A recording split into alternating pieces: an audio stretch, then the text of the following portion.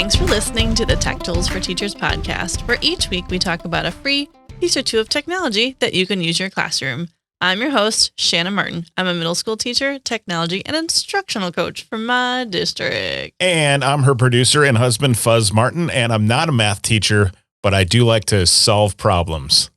Oh, that was pretty cute. Oh, thank you. A little back to school punning going on. Yes. I feel like I'm off my game. Season 5. Season 5, here we are. We are here. And it's Who would have thunk? Start of the next school year. Yeah. So many things going on. Right. It's fun. It is fun. I'm excited. I'm excited for you. I've been working since September 8th. September. Scratch that. Let's try again. I've been working since August 8th. Well, yeah, feels like I've been here for a month. Yeah, you've been doing mostly PD, right? Yeah. Workshops across the board for inquiry and for cool, fun things, and especially free tech tools. Yeah. And digital citizenship and all kinds of fun things.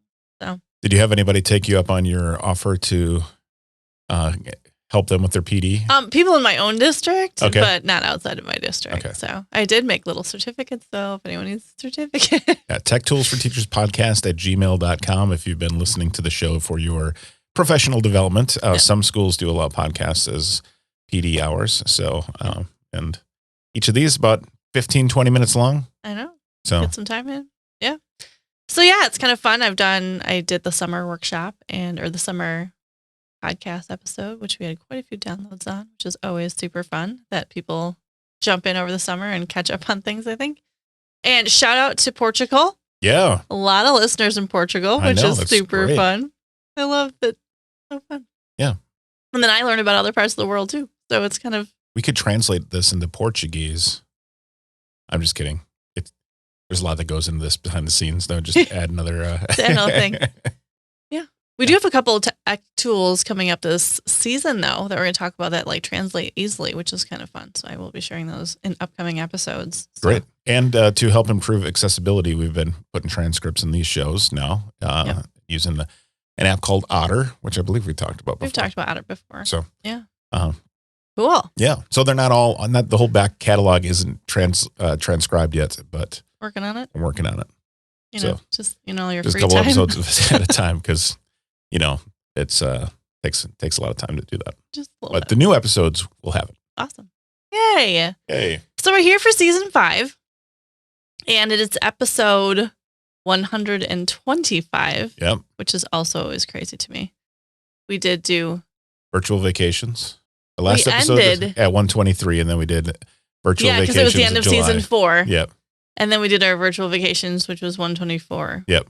And now we're at 125. Okay. Yeah. I was like... We always do that one mid-summer episode. And I was really excited because the end of last season was 123, season 4. Yes. Episode 123. That was my very sparkly end of season thing. Yep. Yes. Well, we're way past that now. We're so past We're looking to get to 2, 3, 4 of season 5. Yeah. All right. So episode 125 of the Tech Tools for Teachers podcast.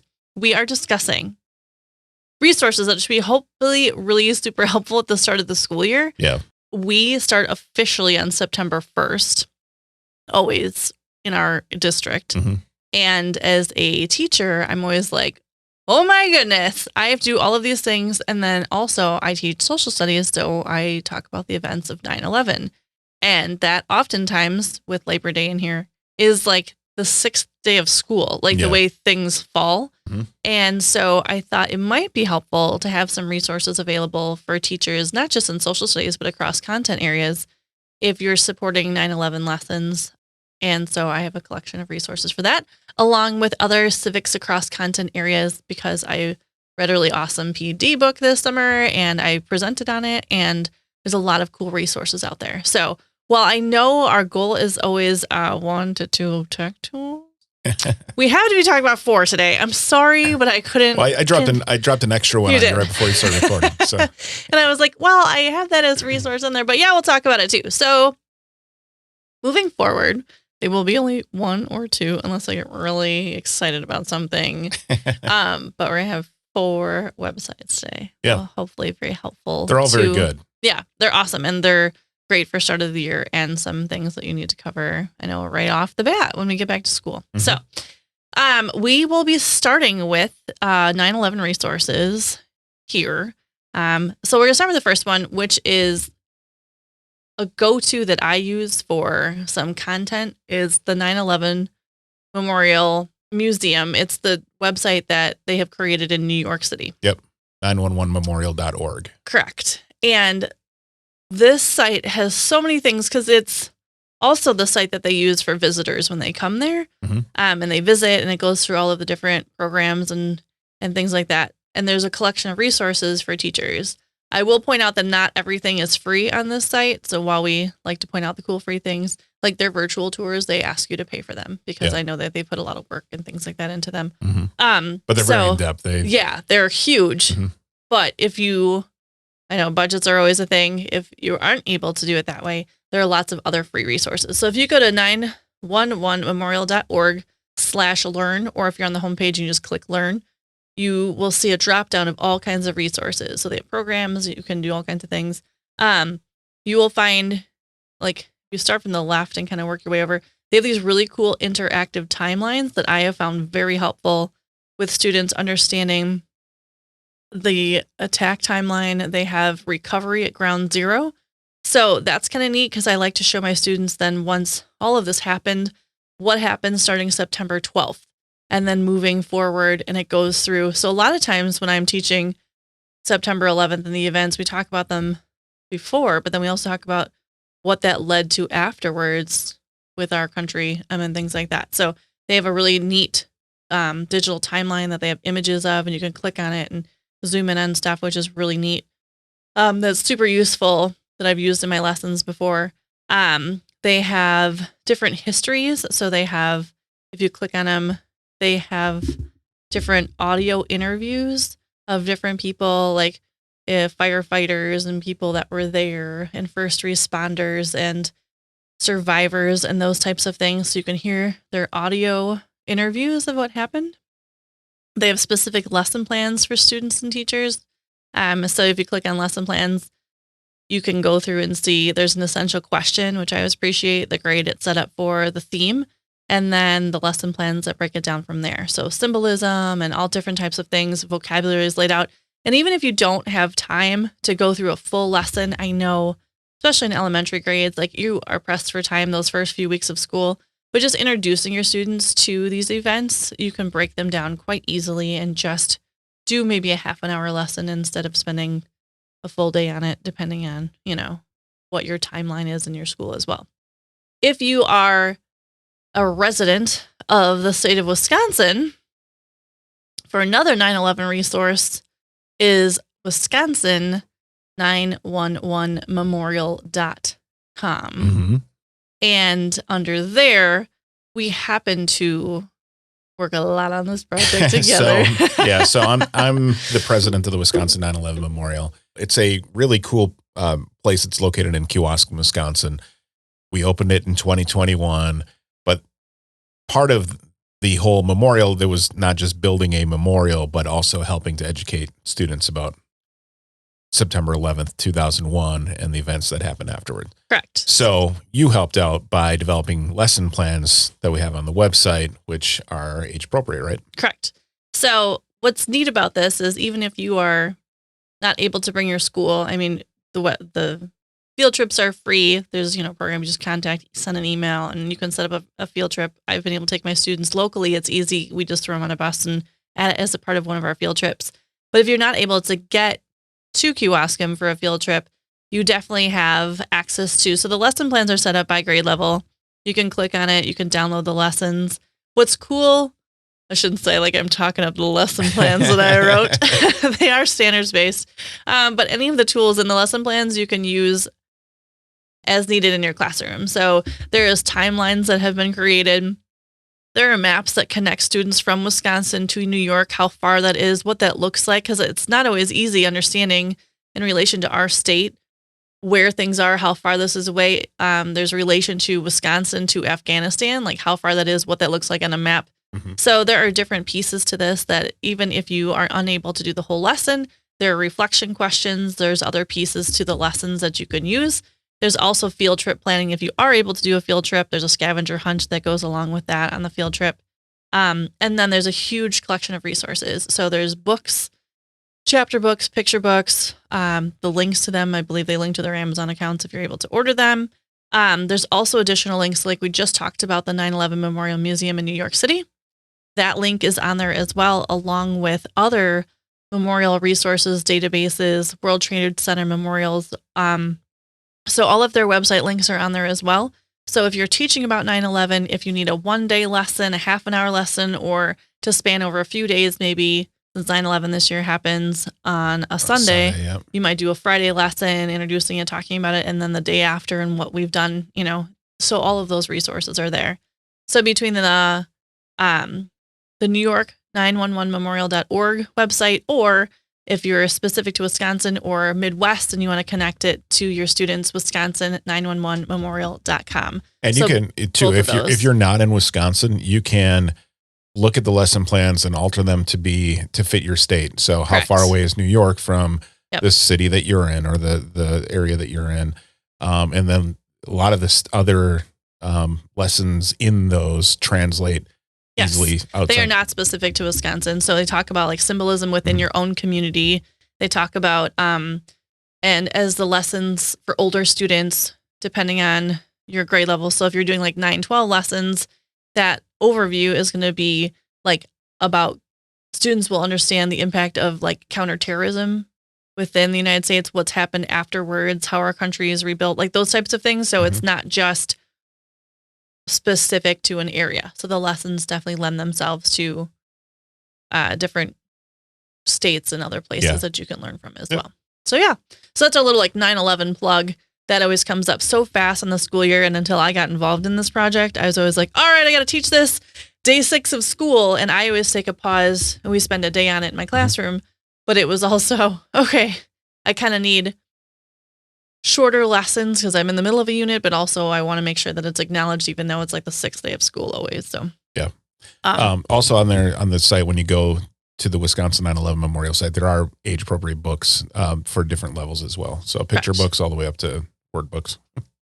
So that's in that resource section. That I had mentioned. Cool. Oh, So along with our doing like civics across the content areas, 2 other sites that are super helpful when it comes to making students more aware of civics or just naturally teaching civics lessons in your classrooms. There is a site. It is called earthforce.org. So EARTHFORCE.org. And what's cool about this is the goal is, their like tagline is together, let's empower a generation of environmental citizens.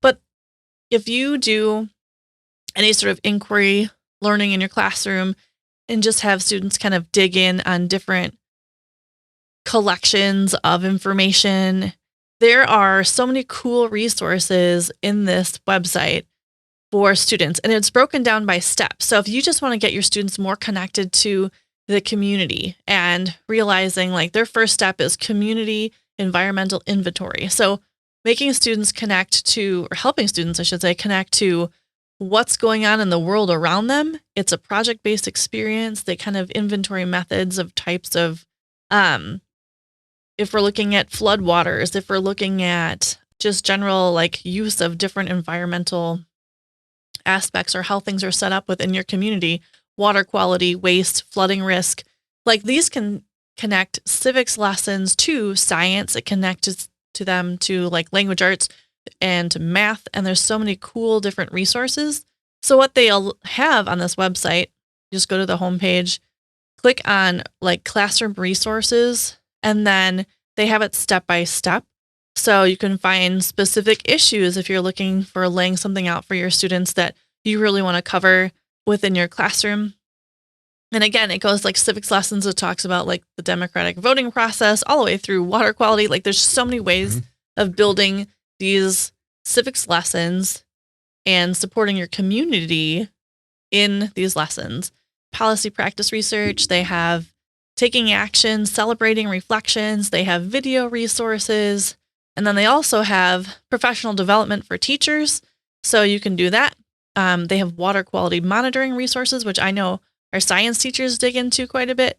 You can register for PD with them. So there's just a bunch of different ways of connecting students to different civics lessons, but also through different topic areas, which is pretty cool, and ways of connecting students closer to their community and just making them more aware of the world around them within their area, which is pretty cool. And actually, I found this website this summer. I did a little PD reading on a plane. And the book I found this in, which it has a ton of different websites, is called Becoming Active Citizens. And so it's just all kinds of ways of tying citizenship into lessons, which is pretty cool. So that's where it's Earth Force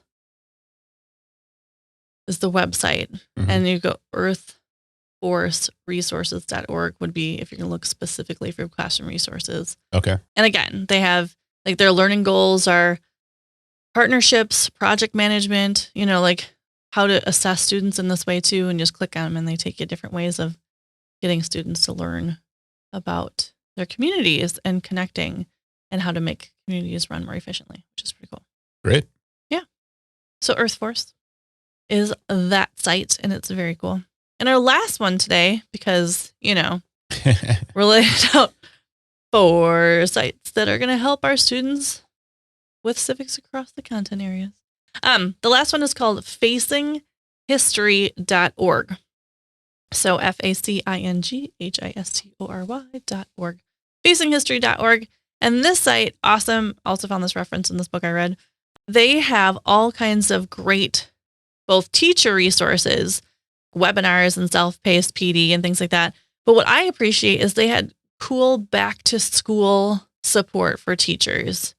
And as we're coming into school, I know everyone's like, okay, we still have a little time, but we don't really because it's the first day of school. And depending on when you start, we're in it already, maybe a week or 2. Yeah. So what's nice though, under education or resources, across the top, they have all these choices. You can pick topics and you can dig in. But what I found is educator resources, you can pull up something that's really specific or just general topics of interest, books that are worth borrowing, connecting your current events to curriculum that you're teaching, on-demand learning. But if you click on topics when you're in that area, and it will give you specific topics from like democracy and civic engagement to bullying to the Holocaust. I mean, they really do cover everything in here. But if you click on current topics, then it talks about going back to school, like starting some journaling. What are you going to do to support your students in their back to school and making a connected community? So there's just a ton of educator resources available that are supportive and classroom materials. And you can choose if you want classroom specific materials versus events and training for you as an educator, which I appreciate. It's not always just here's stuff for the kids, but also you can watch a webinar and learn some more information for you or how you address change or different things like that in your classroom. So Facing History Ourselves is the website.org.